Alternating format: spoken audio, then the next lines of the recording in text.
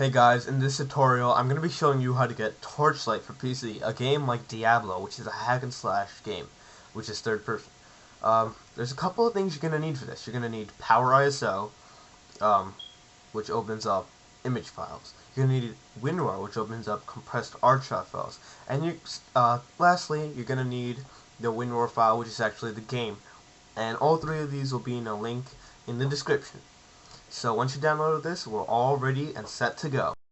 So now that you've downloaded and installed everything, you're going to want to right-click the Torchlight file, and you're going to want to click Extract here. You can open it and browse the files if you would like to, but for you beginners, you want to click Extract here. Once you've extracted this, just forget this, you're going to want to just let it extract. I've already extracted it, so I'm pressing Cancel.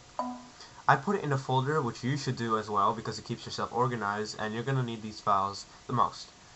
Once you've put them in the folder, you'll have two files. There's a bin and a CUE, even though it says Power ISO file. It will say that if you have Power ISO installed prior to this, prior to these steps. The bin is 516,754 KB, which is 504 MB. The CUE file, or as it says, the Power ISO file, is only 1 KB. This is the most important file in this whole installation process. This is the game data. This is what you're going to want to need the most. So you don't want to screw up these steps, which I'm going to do so far. You're going to want to click Power ISO now that you've downloaded it. It should load up, and it should look like this. What you're going to want to go to is Mount. See the arrow? You're going to want to click that. And once you go in there, you want to go to Set the number of drives. You're going to want to click one drive or two drives, depending on what how many ISOs you want to mount. But for this tutorial, you're going to want to choose one drive. I've clicked two drives because I already have a game in my other drive, which is Battlefield 2142. But just forget about that for now. Now, once you set the number of drives to 1, you're going to want to exit out of Power ISO. Now that you have the file right here in the folder, you're going to click the CUE, which is the Power ISO file, the 1 KB, not the bin. The bin is the data.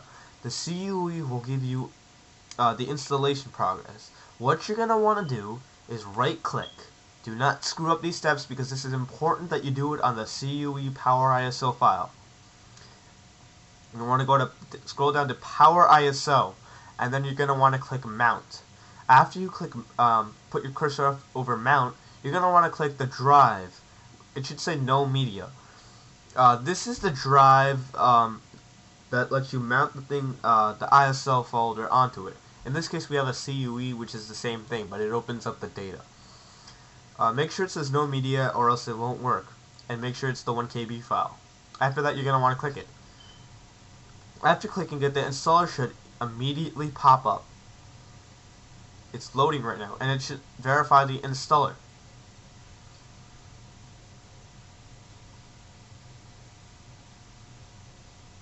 After verifying the installer, it should set up, but this takes a long time, so I'm just going to skip the setup progress. It should look like this. You're going to want to click Next, I agree, Standard. Don't choose Custom unless you're experienced, because if you choose Custom, you might screw up something in your game settings. You're going to want to click Standard. Remember this. And then you're going to want to click Next. It's going to install, but for now, I'm going to skip the installation progress because it takes too long. So, until the installation is done, I will pause this video. Now that the installation is done, you're going to want to click Next, and then Finish. In this case, I'm going to run Torchlight so I can show you the game. Also, some important steps. Make sure the CUE file is always mounted. Do not unmount it, or else you cannot play the game.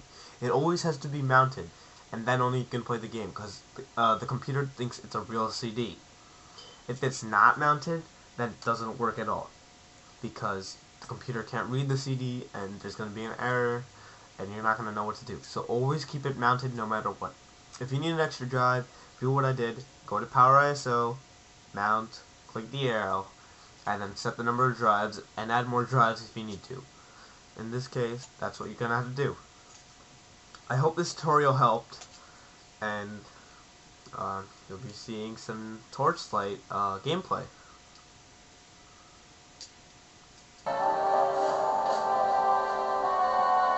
This is the gameplay of Torchlight.